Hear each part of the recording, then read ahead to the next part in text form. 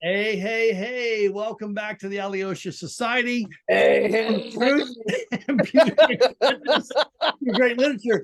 That's Fat Albert, Fat Albert. the 1970s. Right. There's Hey, no, hey, hey, hey, hey, what did you say? That now the students have zero no idea. idea. No idea. Friends, that was some quality programming. Remember their superhero was the Brown Hornet. Oh man, Yeah. you may have been watching that more recently than I have. I don't know about recently. It's just that the difference between us is you remember significant and important things like details of the Civil War. I remember details about Fat Albert.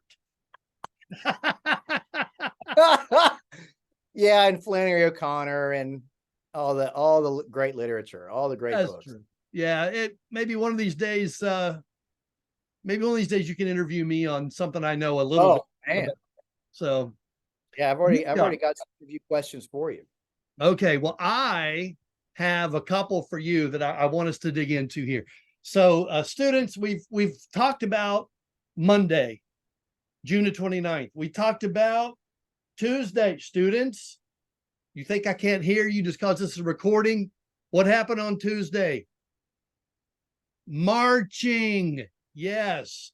We also talked about the fact that by the end of the day on Wednesday, Lee was probably feeling pretty good, right? He's not popping too many antacids at the end of the day on Wednesday.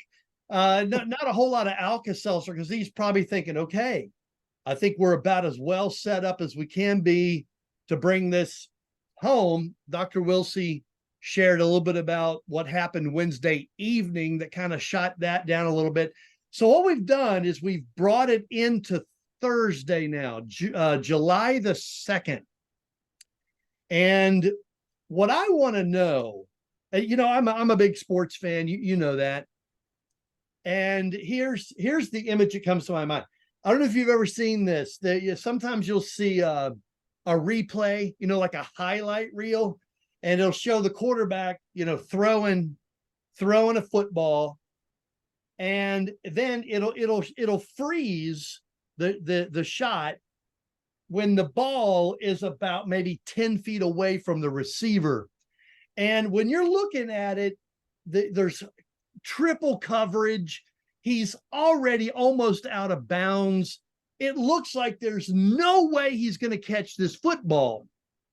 And then uh, up on the screen, these numbers will start jiggling all around to give you a percentage of the likelihood of success. Okay. So let's say something like 0.01% chance that he's going to catch this ball. And of course, he always catches it. That's what I'm thinking about here. If we could freeze the action, let's say in the middle of the day on Thursday, July the 2nd. We already talked in a previous video about what's going on. We talked about little round top, big round top. You've got the seminar, you've got the whole thing set up brilliantly for us. What do those percentages look like? Who does it look like is a little bit more dropping the Alka-Seltzers and the antacids, and who's not in the middle of the day on Thursday? The middle of the day on Thursday, nothing's happening. What do you There's mean no by Well, there's marching is happening. There's no fighting happening. That sounds a little ridiculous, but that's actually kind of important to the narrative here. Okay. It takes Longstreet and his First Corps all day to get in position to prepare to attack the Union left. Okay. And he does not attack until 4 o'clock in the afternoon because it took that long to get everybody in position. Okay. Y'all can, you and your students can study that on your own sometime as far as why. But it's a long story. The fighting lasts from 4 o'clock in the afternoon until about 9 o'clock at night. So the only fighting on Thursday is from 4 to 9. Okay. Okay. All right. Pick us up from there. Who's got the percentages? 4, 5, 6. Give us the play-by-play. Play-by-play is that Longstreet opens the battle with an attack on the Union left. And what was supposed to happen from the Confederate standpoint, Ewell was in the town on the Union right. Remember how Shaw talks about this in the book. The Union position is shaped like a fish hook. The barb of the fish hook is in the northern section at Culp's Hill and Cemetery Hill. Okay. Shank of the fish hook is along the spine of Cemetery Ridge, and the fish hook ends down at Little Round Top. Okay. So Longstreet was supposed to open the attack on the left. Ewell was supposed to attack at the barb of the fish hook. He was supposed to fire his artillery upon Cemetery Ridge and Culp's Hill. And his orders were, if you find a reasonable chance of success, then go beyond simply a diversionary attack and launch a general attack on the position. And the signal was artillery down at Longstreet's First Corps, which that happened at 4 o'clock. So Longstreet's attack begins at 4 o'clock, and then Ewell begins a diversionary attack on the Union right. Most of the action is taking place down at the Union left, and along the shank of the fish hook along Cemetery Ridge. Hood and his division attack Little Round Top and Devil's Den, which was and continues to be a jumble of boulders and rocks and everything. The wheat field, the peach orchard, these were also places high ground, just off of the hillsides of Little Round Top. And those were contested in the afternoon also by the Confederates and the Union soldiers who occupied them. Lots could be said about this, obviously. Yeah.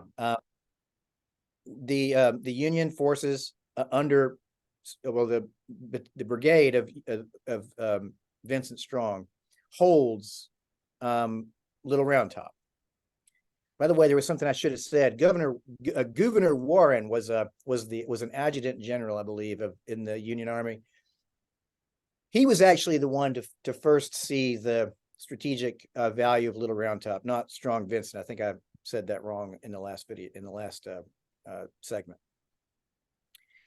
Strong Vincent was actually killed early in the fighting, but the 20th Maine and the other brigades hold that position against Texans and Alabamians who were attacking it. But then, and this is not covered in the book, after that, McLaws's division attacked. So Hood's attack had failed. McLaws's division attacks up the Emmitsburg Road, the Peach Orchard, the wheat field, the Sherfy Farm, those sort of places that have immortal significance today. And then also there were some brigades under A.P. Hill, I believe, that were also supposed to support McLaws's divisional attack. Longstreet had committed his entire corps into this attack up the Emmitsburg Road. And as I said at the very beginning of our time together, that the Confederate Army had briefly attained the heights under a general named Wright from Georgia, and under General William Barksdale of Mississippi. They had actually gotten up on top of the Cemetery Ridge and had, they had actually achieved their objective for the day.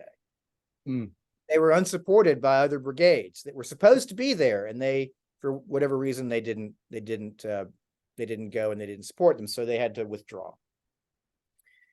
On Ewell's side, Ewell launched a general attack against the Union right because General Meade had reinforced the Union left to meet Hood's and McLaws's attacks earlier in the afternoon. So he had to weaken his right to strengthen his left. And when he did that, Ewell sent most of his corps into to attack Culp's Hill and Cemetery Hill. under Edward Johnson, Jubal Early, and Robert Rhodes. They were the division commanders under Ewell. Johnson was able to have moderate success. Early had moderate success as well. One of his brigade commanders actually got up on top of Cemetery Hill and captured the Union artillery up there. And he looked to his right to see where the promised reinforcements were from Robert Rhodes's division. He was promised those, supports. He was expecting them. In fact, the sun was going down. It was getting dark.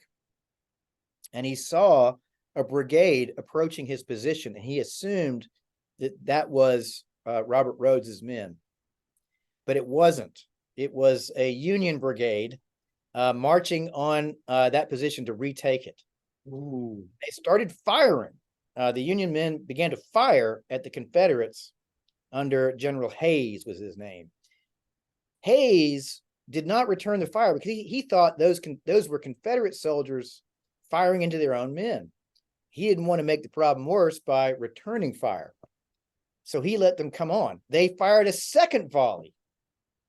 By this time, men are getting hit and they're dropping, but he still doesn't want to return fire because he's convinced that those are the promised reinforcements. Yeah. They come up closer and they fire a third volley. And this volley drops scores of men from Hayes's line. And he realizes these are not Confederates at all. These are Union men. And he is forced to withdraw. Robert Rhodes never came up at all. He stood fast in his position in the town underneath the heights. So the point of all this is to say that at two different points in the day, the Confederate Army had attained the heights. And so by nightfall, when the fighting was over, it was a very destructive day. There's something like 8,000 casualties on both sides for that day alone. Wow. There's dead men littering the ground everywhere. There's wounded everywhere. It was a very hard fought day. I'm just trying to think. Of course, Hood is shot in the arm. He had his arm amputated that day. Barksdale of Mississippi was killed. Strong Vincent was killed. Chamberlain was not killed. He was the only regimental commander up on Little Round Top that was not a casualty. Wow. And on Ewell's side, the numbers were frightful. So your question is, what does it look like on the night of the 2nd? Yeah. In Lee's mind, he's starting to take some antacids. He didn't pull it off that day, but it was so close. From his perspective, it's that close because they had actually attained the heights. They'd actually met their objective. They just weren't supported. And that's one of the things that he told his chief lieutenants was that the attacks were successful, but they were not coordinated. Had they been coordinated, the day would have been ours. On the Union side, Meade, when the sun goes down, Meade calls together a council of war.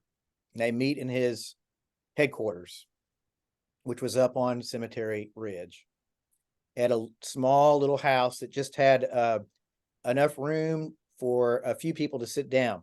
So there are all of his corps commanders and their staffs. Some of the staffs are sitting on the floor of this house.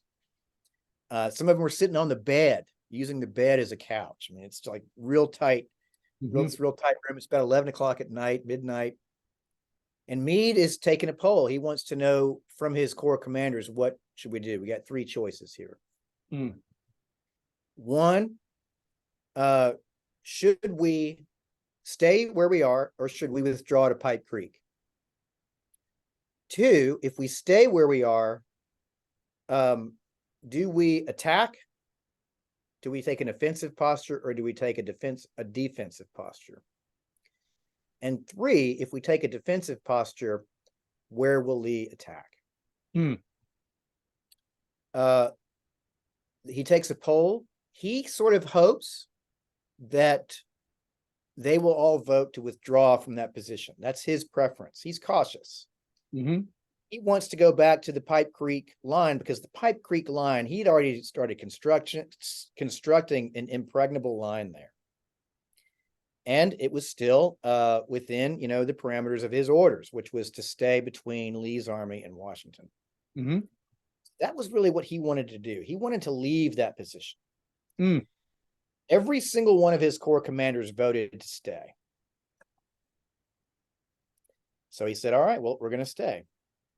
And they also voted to take a defensive posture and not to bring on a general engagement.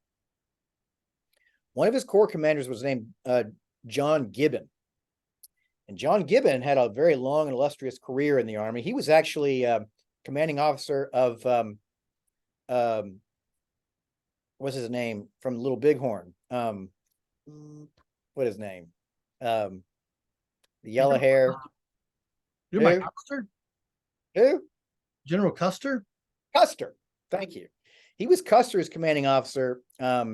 He wasn't present at the Battle of Little Bighorn, but he was out there, and he was in command. So he had a long career in the Army. Meade took Gibbon aside after the Council of War had broken up, and he said, General Gibbon, if Lee attacks tomorrow, he's going to hit your position. And I believe he was the commander of the 6th Corps, Union 6th Corps. And that's exactly what happened on the next day. Gibbon's corps was hit square on by Lee's attack on the 3rd day. So, okay. So at the end, you've got us up. I mean, wow, you've literally got us up to the end of Thursday midnight. It's just big picture. As you mentioned, you gave those examples about World War II and the Revolutionary War and so forth. It's not settled, is it? No, it's not. On the evening of the 2nd day, it still could go either way. Okay. Longstreet still doesn't want to fight there.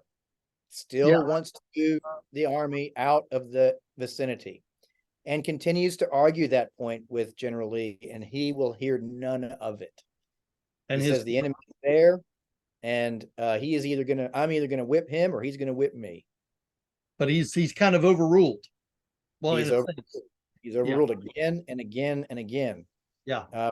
He didn't want to fight there from day one, from minute one. He didn't want to fight there, and that attitude he held the whole time. And historians have looked back on that, and how much they've asked, how much of his attitude contributed to the Confederate loss, and that's kind of very difficult to answer. Yeah, but it is true that he, had